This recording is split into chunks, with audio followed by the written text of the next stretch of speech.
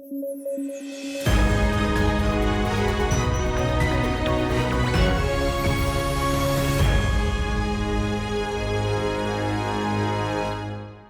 News at 9 programme में आपका स्वागत है। मैं हूं अमृत उपाध्याय। आइए जल्दी से आज की हेडलाइंस पर डालते हैं नजर। झूठी और नफरत फैलाने वाले यूट्यूब चैनल्स पर केंद्र सरकार सख्त, बड़ा कदम उठाते हुए 45 वीडियोस को किया ब्लॉक। आईटी एक्ट के तहत की गई है बड़ी कार्रवाई। केंद्र की ओबीसी लिस्ट में न होने पर भी मिलेगा ईडब्ल्यूएस कोटे का लाभ। केंद्र सरकार के कार्मिक एवं प्रशिक्षण विभाग ने दी जानकारी। 2019 में 103वें संविधान संशोधन के जरिए की गई थी ईडब्ल्यूएस आरक्षण की शुरुआत। और भारत के मोबाइल्स में जल्द ही जीपीएस की जगह लेगा नावे। मोबाइल निर्माता कंपनियों से फीचर्स शामिल करने पर सरकार का जोर। भारत में नेविगेशन करने में होगी आसानी। चलिए खबरों की शुरुआत करें। उससे पहले मैं बता दूं कि अगर आप इस बुलेटिन की पीडीएफ चाहते हैं तो अमृत उपाध्याय 007 टेलीग्राम चैनल पर जाइए, जहां इसकी पीडीएफ रोजाना आपको उपलब्ध होती है। खबरों की शुरुआत करते हैं। झूठी खबरें और देश की सुरक्षा को खतरे में डालने वाले कुछ चैनल्स पर सेंटर ने स्ट्रिक्ट एक्शन लिया है। सरकार ने 10 यूट्यूब चैनल्स की 45 वीडियोस को ब्लॉक कर दिया है।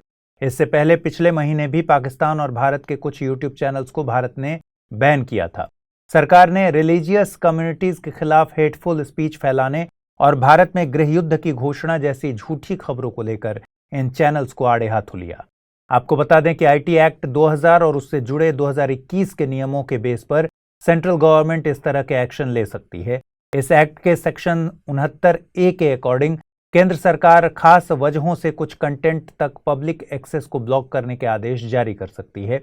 इनमें भारत की संप्रभुता और अखंडता, भारत की रक्षा, राज्य की सुरक्षा, पब्लिक ऑर्डर जैसे आधार शामिल हैं। इधर 2021 के नियमों के मुताबिक सोशल मीडिया इंटरमीडियरीज को सरकार या कोर्ट के इस तरह के आदेश को 36 घंटे में पूरा करने का प्रावधान है। आदेशों को न मानने की दशा में इंटरमीडियरीज पर भी एक्शन लिया जा सकता है और आईटी एक्ट 2000 के तहत सेफ हार्बर मॉडल से भी उन्हें छूट नहीं मिलती। दरअसल आईटी एक्ट 2000 की धारा 79 के तहत इंटरमीडियरीज को कुछ खास कंडीशंस में कंटेंट अपलोड करने की इंफॉर्मेशन न होने जैसे आधार पर आदेशों का पालन न करने की छूट भी मिली है। सेफ हार्बर मॉडल की यह सुविधा यूरोपियन यूनियन के कानून की तर्ज पर लागू है।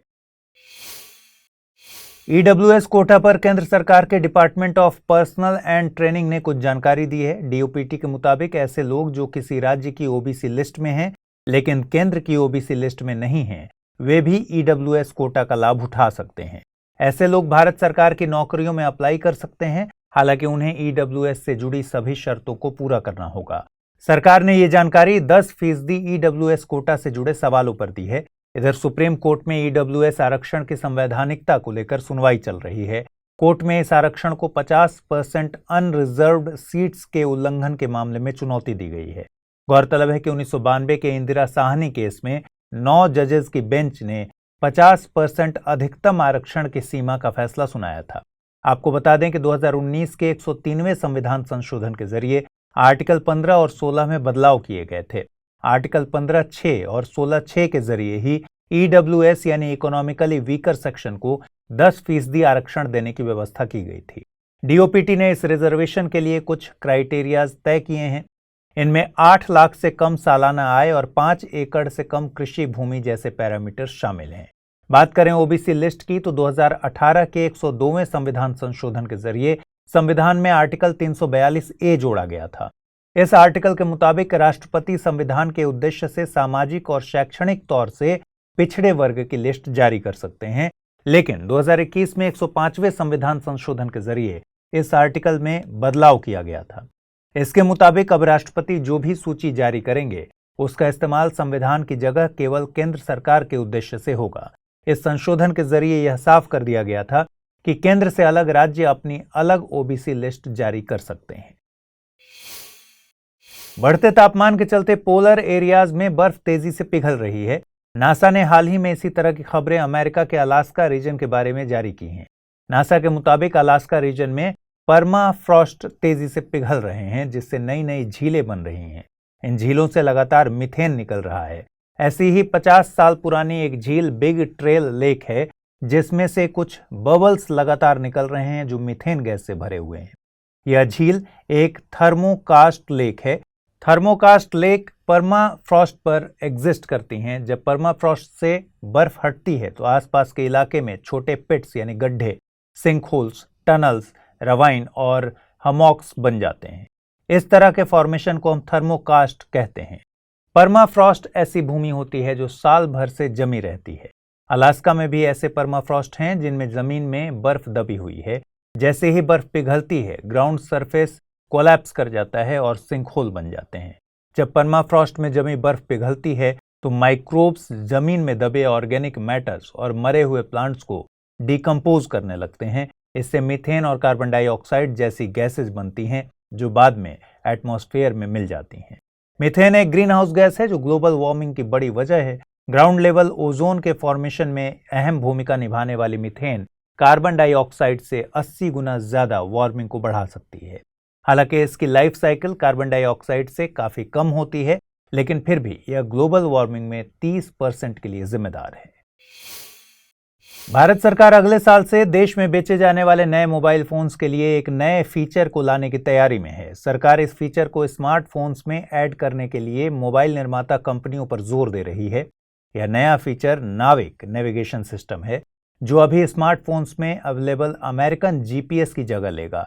भारत सरकार के इस कदम से स्मार्टफोन निर्माण उद्योग हिल गया है। चलिए समझते हैं कि नाविक क्या है, यह भारत के लिए क्यों जरूरी है और स्मार्टफोन निर्माण उद्योगों को इससे क्या समस्या आ रही है।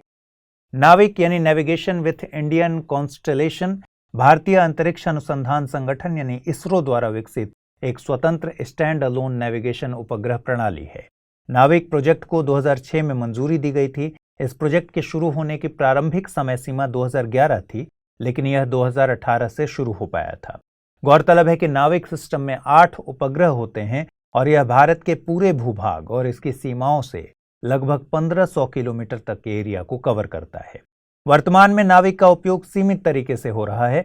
फिलहाल इसका उपयोग भारत में सार्वजनिक वाहन ट्रैकिंग में किया जाता है। इसका उपयोग गहरे समुद्र में जाने वाले मछुआरों को इमरजेंसी वार्निंग अलर्ट देने के लिए भी किया जा रहा है। साथ ही प्राकृतिक आपदाओं से संबंधित जानकारी की ट्रैकिंग के लिए भी इसका उपयोग हो रहा है। अब अगर हम नाविक की अन्य नेविगेशन उपग्रह प्रणाली से तुलना करें तो सबसे प्रमुख अंतर इन प्रणालियों द्वारा कवर किया जाने वाला एरिया है। जीपीएस दुनिया भर के यूजर्स की जरूरतों को पूरा करता है, यह पूरी पृथ्वी को कवर करता है, जबकि नाविक सिस्टम वर्तमान में भारत और आसपास के क्षेत्रों में ही सेवा दे रहा है। जीपीएस की तरह 3 और नेविगेशन सिस्टम हैं जिसका वैश्विक कवरेज है। ये हैं यूरोपीय संघ का गैलीलियो, रूस का ग्लोनास और चीन का बायडू। आपको बता दें, भारत की 2021 की उपग्रह नेविगेशन मसौदा नीति में नाविक सिस्टम की कवरेज को वैश्विक स्तर तक ले जाने की बात की गई है। हमको ये भी समझना होगा कि भारत नाविक को क्यों बढ़ावा दे रहा है। दरअसल भारत नेविगेशन सर्विस के लिए खास तौर पर रणनीतिक क्षेत्रों के लिए विदेशी उपग्रह प्रणालियों पर निर्भरता को खत्म करना चाहता है। जीपीएस और ग्लोनास जैसी प्रणालियों पर भरोसा करना हमेशा विश्वसनीय नहीं हो सकता, क्योंकि ये संबंधित देशों की रक्षा एजेंसियों द्वारा संचालित होती हैं और संभव है कि विपरीत परिस्थितियों में ये देश इन जरूरी सेवाओं को प्रतिबंधित भी कर सकते हैं। वहीं नाविक एक स्वदेशी पोजिशनिंग सिस्टम है जो भारतीय सरकार के नियंत्रण में है और किसी भी स्थिति में सेवाओं के बंद होने या प्रतिबंधित होने का कोई जोखिम नहीं है। साथ ही नाविक सिस्टम की नेविगेशन क्वालिटी अन्य देशों से बेहतर बताई जा रही है। हालांकि उद्योगों के लिए सरकार का यह कदम भारी पड़ सकता है। नाविक सिस्टम को ऐड करने के लिए मोबाइल निर्माता कंपनियों को अतिरिक्त लागत का बोझ सहना पड़ेगा, जो कि अंततः आम जनता को महंगा पड़ेगा। दूसरा, इसके लिए सरकार द्वारा कंपनियों को दिया गया समय बहुत कम है, जो कि मोबाइल निर्माता कंपनियों के लिए एक बड़ी परेशानी है। आइए देखते हैं आज के बुलेटिन पर आधारित क्या सवाल बन सकते हैं। पहला सवाल है, यदि उपध्रुवीय एवं ध्रुवीय हिममंडल को उष्णकटिबंधीय वर्षा वनों से प्रतिस्थापित कर दिया जाए तो इसका संभावित परिणाम क्या होगा। उपोष्णकटिबंधीय महासागरों में उष्ण चक्रवातों की विलुप्ति, दक्षिणी गोलार्ध में गरजती 40 प्रचंड 50 और चीखती 60 गृहीय पवनों का विलोपन, वैश्विक वायुमंडलीय तापमान में दीर्घकालिक वृद्धि एवं असंतुलन, केवल महाद्वीपों के पश्चिमी भागों में ही तड़ित झंझा का निर्माण। दूसरा सवाल है, आपने खबरों में अक्सर केंद्र सरकार द्वारा सूचना प्रौद्योगिकी अधिनियम 2000 के प्रावधानों के तहत किसी सोशल मीडिया कंटेंट के पब्लिक एक्सेस को ब्लॉक करने संबंधी आदेश एवं cable television networks regulation act 1995 के तहत टीवी चैनल पर प्रसारण को रोकने संबंधी आदेश के बारे में सुना होगा। बताइए कि केंद्र सरकार को संसदीय कानूनों से प्राप्त आदेश जारी करने की उपर्युक्त शक्तियां संविधान के किस अनुच्छेद में निहित हैं? अनुच्छेद 19(1)(a), अनुच्छेद 19(1)(b), अनुच्छेद 32 या फिर अनुच्छेद 19(2)। आइए अब जल्दी से देखते हैं पिछले बुलेटिन पर आधारित क्या सवाल पूछे गए थे और उनके जवाब क्या हैं। पहला सवाल था, विजयनगर साम्राज्य के काल से मनाया जा रहा ये त्योहार भारतीय परंपरा में अहम स्थान रखता है। इसका जिक्र नूनीज और डोमिंगो पायस जैसे यात्रियों ने किया है। देश के कई राज्यों में इसका आयोजन बड़े स्तर पर किया जाता है। ये पद किस त्योहार के संदर्भ में है? दशहरा, दीपावली, होली या फिर रक्षाबंधन? और सही जवाब है इसका ऑप्शन ए यानी दशहरा।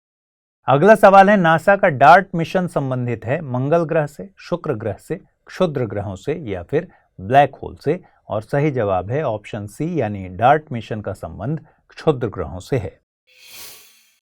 तो उम्मीद है आप आज पूछे गए दोनों सवालों का जवाब जरूर कमेंट बॉक्स में देंगे। आपको ये पहल कैसी लग रही है ये भी कमेंट में बताएंगे। और अगर आपको ये बुलेटिन पसंद आ रहा हो तो अपने दोस्तों के साथ इसे शेयर करेंगे। फिलहाल के लिए इतना ही रखते हैं। कल रात 9 बजे फिर आपसे मुलाकात होगी। अपना ख्याल रखिए, ठीक से पढ़ाई कीजिए, अच्छे से तैयारी कीजिए। नमस्कार।